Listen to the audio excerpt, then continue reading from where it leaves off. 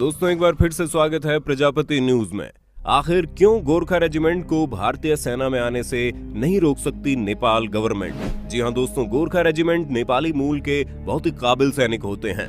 ये न केवल बहादुर होते हैं बल्कि अनुशासित और वफादार होते हैं। भारतीय आर्मी में गोरखा को गोरखा रेजिमेंट के अलावा ऑफिसर से स्पेशल फोर्सेज और सिग्नल्स जैसे दूसरे आर्मी ब्रांच में भी इन्हें भर्ती किया जाता है। यहाँ तक कि पैरामिलिट्री फोर्सेज में भी इन्हें भर्ती करते हैं। आपको बता दें, नेपाल में गोरखा को लाहुरे बोला जाता है क्योंकि ब्रिटिश ईस्ट इंडिया कंपनी में ज्वाइन होने से पहले 1809 में गोरखा की भर्ती महाराजा रणजीत सिंह द्वारा अपने सिख एम्पायर की सेना में की गई थी और उस समय पंजाब की राजधानी लाहौर हुआ करती थी और तभी इन्हें नेपाल में लाहुरे कहकर बुलाया जाने लगा।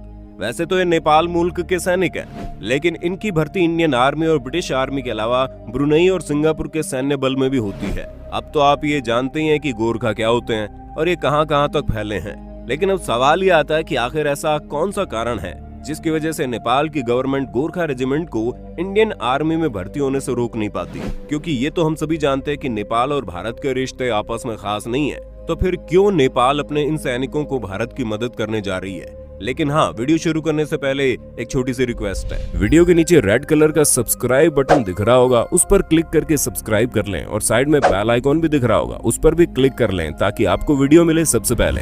दोस्तों, अगर हम सबसे पहले कारण के बारे में बात करें तो वो नेपाल का कास्ट सिस्टम। क्योंकि जितने भी सैनिक गोरखा रेजिमेंट में भर्ती होते हैं, फिर चाहे वो सिंगापुर में भर्ती हो, भारत की आर्मी में भर्ती हो या फिर ब्रिटिश की आर्मी में भर्ती हो, उनमें से अधिकतर आदिवासी जनजाति के लोग होते हैं जिन्हें एक सच्चा योद्धा समझा जाता है, पर इन्हें नेपाल में बहुत ही निचले दर्जे का समझा जाता है। कास्ट सिस्टम क्या चीज होती है और ये किस तरह से चलती है, ये तो आप बहुत अच्छे से जानते होंगे, लेकिन नेपाल में इसका एक बहुत ही अहम रोल होता है क्योंकि वहाँ पर आपको हर ऊंचे पद पर अधिकतर ब्राह्मण ही देखने को मिलेंगे। यहाँ तक कि जितने भी लोग इस समय नेपाल में शासन कर रहे हैं, जिनकी सरकार चल रही है, उसके भी अधिकतर लोग ब्राह्मण ही हैं और जितनी सरकारी नौकरियां होती है उसमें भी 80% ब्राह्मण ही होते हैं, जबकि पूरे नेपाल में ब्राह्मणों की जनसंख्या से 12% है। अब आप सोच लीजिए वहाँ पर पिछड़ी जनजाति के लोगों का क्या हाल होता होगा। इसलिए जो दलित समुदाय हैं, उनका ये कहना है कि पहले तो नेपाल में उनके लिए एम्प्लॉयमेंट के रास्ते बढ़ाए जाएं, तब जाकर कहीं गोरखा रेजिमेंट की भर्ती को बंद किया जाना चाहिए, क्योंकि नेपाल में तो उन्हें नौकरी के अवसर मिलते नहीं है। कम से कम दलित जाति के लोगों को गोरखा रेजिमेंट के तौर पर नौकरियां तो मिल रही है। लेकिन दोस्तों, इसका ये मतलब नहीं है कि नेपाल के इन गोरखा सैनिकों को उनकी नौकरियां खैरात में मिलती है, बल्कि वो दिलो जान से काम करते हैं और अकेले ही 10 सैनिकों के बराबर जंग लड़ते हैं। अगर अगले कारण के बारे में बात करें तो वो है फॉरेन एक्सचेंज और एम्प्लॉयमेंट। जैसा कि आपको बता चुके हैं, गोरखा में भर्ती होने वाले 75% लोग आदिवासी जनजाति के होते हैं।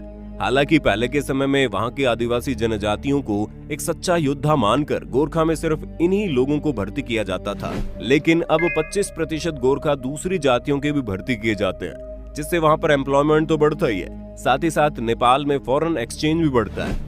आज के समय में नेपाल में 90,000 से ज्यादा रिटायर्ड गोरखा पेंशन ले रहे हैं, 11,000 से ज्यादा विधवाओं को फैमिली पेंशन मिल रही है, 17,000 से ज्यादा असम राइफल्स के रिटायर्ड सिपाही पेंशन ले रहे हैं और अकेले हमारी इंडियन आर्मी में ही 32,000 से ज्यादा गोरखा सेवाएं दे रहे हैं और 37,000 नेपाली सोल्जर सेंट्रल और स्टेट गवर्नमेंट के पैरामिलिट्री फोर्सेज में काम कर रहे हैं। ऐसे में एक साल 2,500 करोड़ रुपए तो पेंशन के रूप में नेपाल भेजा जाता है और जो लोग अभी कार्यरत हैं उनके लिए सालाना 1,000 करोड़ से ज्यादा भारतीय रुपए नेपाल भेजे जाते हैं। ये काफी बड़ा अमाउंट है, जिसकी वजह से नेपाल की इकोनॉमी में काफी असर पड़ता है। यही वजह है कि नेपाल गोरखा रेजिमेंट की भर्ती को बंद नहीं कर रहा। अब अगर अगले कारण की बात करें तो वो है गोरखा ट्रेडिशन और एस्पिरेशन ऑफ द यूथ।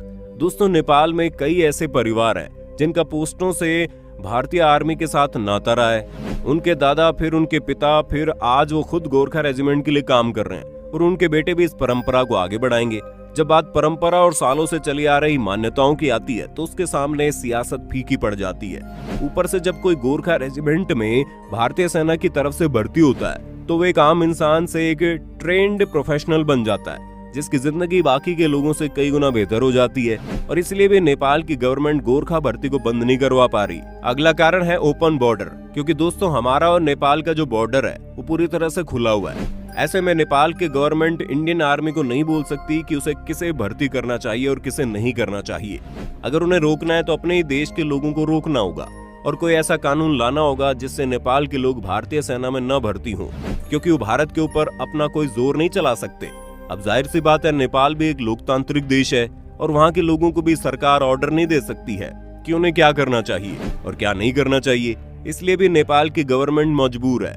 और अगर एक बार मान लिया जाए कि नेपाल की गवर्नमेंट इंडियन आर्मी को गोरखा रेजिमेंट की भर्ती करने से रोक लेती है तो बॉर्डर तो ओपन ही है। भला नेपाल की गवर्नमेंट वहां के लोगों को सरहद के इस पार भारत आकर भर्ती करने से कैसे रोक सकेगी। और दोस्तों, जो सबसे अहम कारण है जिसकी वजह से नेपाल की गवर्नमेंट अपनी पॉलिटिक्स के बावजूद गोरखा को भारतीय सेना में आने से नहीं रोक सकती, वो है इंडियन गोरखास। भारत की करोड़ों की आबादी में 1 करोड़ से भी ज्यादा गोरखा रहते हैं। खास करके दार्जिलिंग, सिक्किम, देहरादून और धर्मशाला में इनकी संख्या सबसे ज्यादा है। अगर आज के समय की बात करें तो इंडियन गोरखा और नेपाली नागरिक दोनों ही भर्ती का बराबर मौका मिलता है। लेकिन इंडियन गोरखा डिमांड कर रहे हैं कि नेपाल से भर्ती बंद कर दी जाए या फिर कम कर दी जाए, ताकि ज्यादा से ज्यादा इंडियन गोरखास को मौका मिले।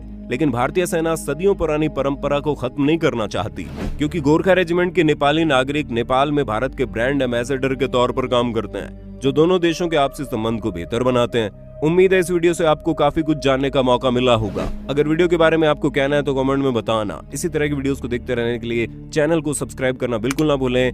हम फिर मिलेंगे नए वीडियो में, तब तक के लिए जय हिंद, जय भारत। दोस्तों, आपकी स्क्रीन पे 2 और वीडियोस दिख रही हैं, जिसे देखने के लिए आप इस स्क्रीन पर क्लिक करें। दोनों देखिएगा, बहुत अच्छी वीडियो बनी है।